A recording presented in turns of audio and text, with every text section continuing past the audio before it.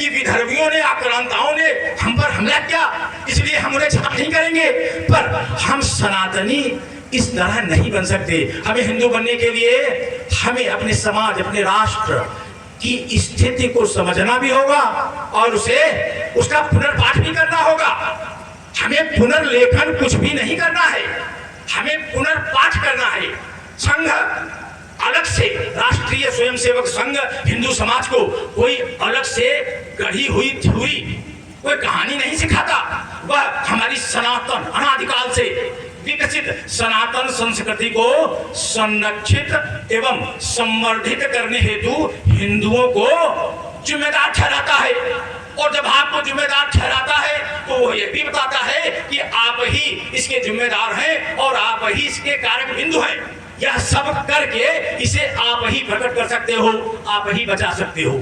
जब यह भाव समाज में घर कर गया और इधर शतायु होने को हमारा समाज संगठन आया, तो उसने देखा कि 100 वर्ष की आयु में पहुंचने के बाद भी, हमारे इतने प्रयत्न करने के बाद भी अभी भी समाज में परिवर्तन की लहर हमें अनुभव नहीं हुई।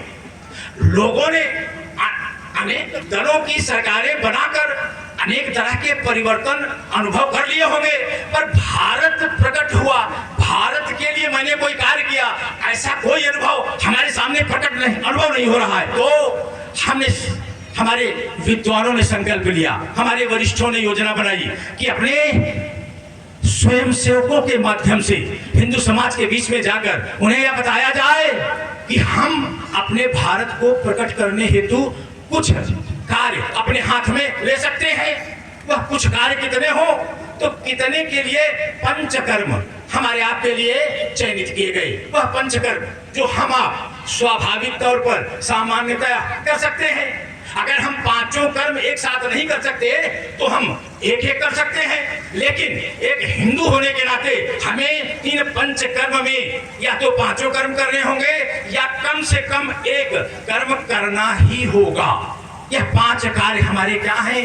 अगर हम इन 5 कार्यों को करना प्रारंभ कर दें, इनको अपने मन में धारण कर लें, मस्तिष्क में नहीं, मस्तिष्क में अनेक तरह की विकृतियां घर कर गई हैं, जो ऊंच नीच जात पात में हमको आपको बांटे हैं।